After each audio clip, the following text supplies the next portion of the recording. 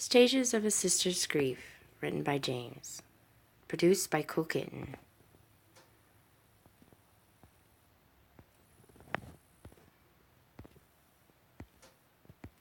Chapter 4, Part 2, The Visitor, Letters to Brian.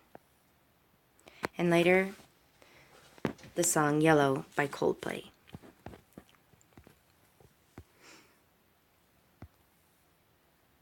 A special third song we seem to all keep hearing. I had a very hard time recording it. Begging and pleading, I had been trying for the past week to get both boys to write letters to Uncle Brian for the funeral. They resisted me so desperately, as if to say they simply could not gather the strength to write such a thing. It would make me so mad I'd yell out loud, "If Daddy was here, you would have wrote it by now. Please, just write it already."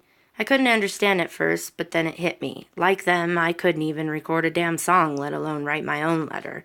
I thought in my moment of clarity I would have heard a hilarious song of inspiration like "Parents Just Don't Understand" by the Fresh Prince, or "We Gotta Fight for Our Right to Party" by Twisted Sister. You know, a hilarious Youth Against Parents theme song from the 80s. But I heard an eerie version of the song Yellow by Coldplay. The singer was performing a lullaby to her child. I was like, "What the hell, Brian?" But then I heard the second song, and it was mixed at the same time as the lullaby. It was "What a Wonderful World," accompanied by a piano and an angel's voice. I mean, not my voice, but some unknown female singing. It was oddly familiar and confusing all at once. Now, I will record the Wonderful World song as a bonus song, but because I heard the Coldplay song first, I will put that one in this story. I was hearing this song, and I swore the kids heard it too because Elijah said he thought he kept hearing the wedding songs. That's when I realized Donnie was back. He was there and got both boys on board. Yes, it was the night before the funeral, but both boys bucked up and wrote their letters. Both were amazing. I remembered our family candle lighting was done to the violin version of Yellow, and I walked down the aisle to What a Wonderful World by Sarah Brightman. She does have a voice of an angel. Donnie and Brian were working together. They were my angels, lending a helping hand. I needed it. I received Elijah's letter first. He wrote and sent it as a text, a very long text. He even drew an autograph for Brian on it. Now, thank goodness it was set up for my aunt and uncle to read them during the funeral because I finally cried real hard tears I hadn't cried before. I was crying for my kids' pain, though, not mine. I cried for the sadness in every word, every click of the keyboard, every breath they took as their little fingers typed slowly. I cried for the pain of them being abandoned not once but twice by a male they loved and trusted.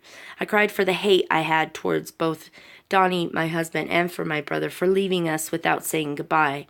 I realized for the first time I never got over my husband's suicide, and I'm still not through it. I will never be. I was so angry for the pain and damage they caused my two precious little boys. To imagine if statistics are correct, then one of my own children will follow in Daddy's footsteps, especially now that their uncle did it too. I couldn't bear the thought. I couldn't hold back any longer. I sobbed finally a good, angry cry, just as I am now writing this. The tears are flowing so swiftly down my face, I'm pretty sure erosion has begun to set grooves on my face. Why, Brian? Why, Donnie? Why the stamp of forever on our hearts and souls? Although I cried just as much back then as I am right now, I still feel no satisfaction after. I'm just tired. My eyes hurt. I feel like my kids may not be strong enough to carry this burden left behind on them. I fear every day that one of them will throw in the towel and decide a deep sleep is better. I have even thought those horrible thoughts myself.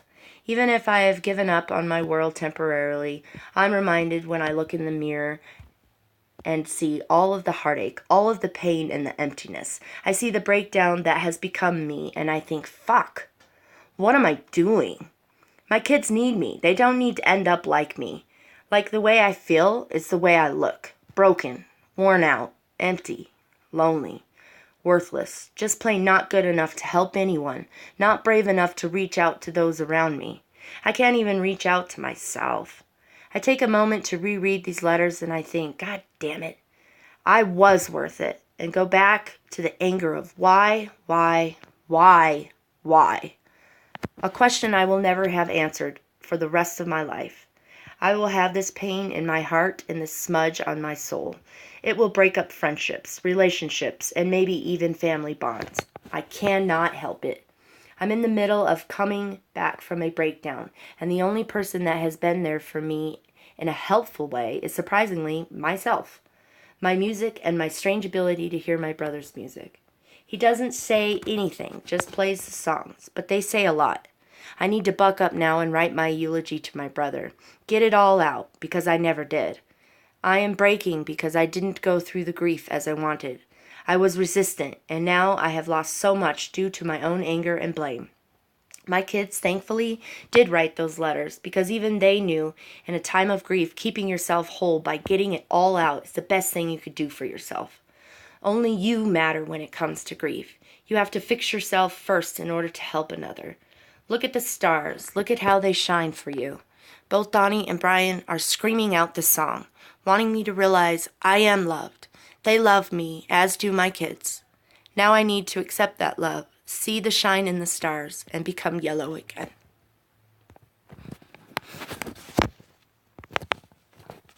Riley's letter to Uncle Brian. I was not old enough to remember Uncle Brian when he came out for Christmas when I was a baby. I see the photos of us and wish so hard I could remember. I also don't remember when he was out here for Daddy's funeral. But again, I see the photos and sometimes I can remember us laughing. Uncle Brian always made me laugh. I wish I was funny like him. I remember when we visited in Portland and he bought us the game Skate 3. We went to GameStop and he let us get any game and we chose Skate 3. We played Skate 3 all the time that day with him and his cat. I wish his cat could meet my cat, Mishka. They would both be old ladies running around meowing for food. I also remember when he came to Great-Grandma's funeral and we got food with him. We went to Cinsetti's. That's my dad's favorite restaurant, so Uncle Brian made sure to take us every time he visited after Daddy died. We always have a fun time talking and laughing at jokes. The last thing I remember was when I was in the hospital and he could not visit me. He was in Colorado for a concert and went with Elijah because Mom had to take care of me. I wish I wasn't sick then, so Mom could have gone to the concert. She would have those memories. I would have gotten to see him and I would have more memories. I miss my uncle. Dear Brian, I wish I could have more memories of you and my dad. I hope you are with him. Could you tell him I said hello? And I miss him too. Also, could you make sure Abby and Kiev are okay? That is our dog and our cat. I can tell Mishka is lonely without Kiev. She is sad. I see Mom is sad too. I will hug her for you.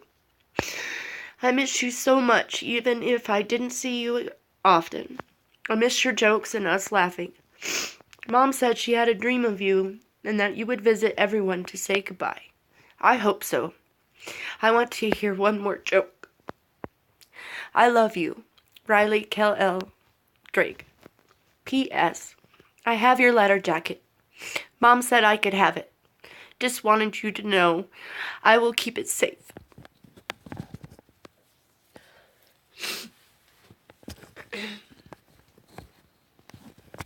Elijah's letter to Brian.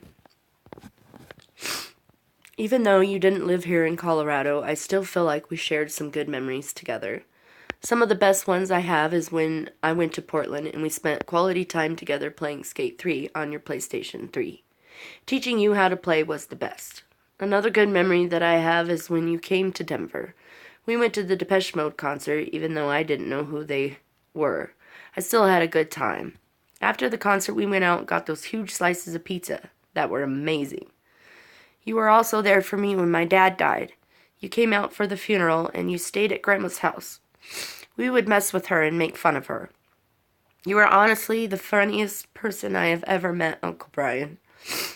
You always told me to talk to you if I ever had any problems, and I wish I did. I also just wish we got to spend more time together. But the more I think about the time I spent with you, I think to myself, you are the best uncle I could ask for.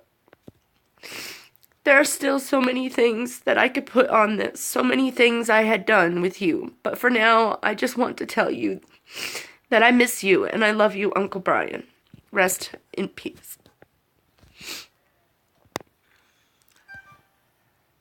I love my boys more than anything, and I know together we can get through this. I have a long journey, but only I can make it, and only I will help myself survive it. I am alone in this fight when it comes to the living, but Donnie and Brian are watching, nudging, inspiring, loving me through it all, and mostly they are keeping the music going. Music is what I need to heal my soul. Next chapter will be huge. It is another two-parter called The Funeral. Part 1 will be the day the music died. Part 2 will be my letter to... It will be very emotional, so please stay tuned. Produced by Cool Kitten, written and read by James. Written on September 25th, 2018. Stay tuned for the song Yellow, sung by James. Originally performed by Coldplay.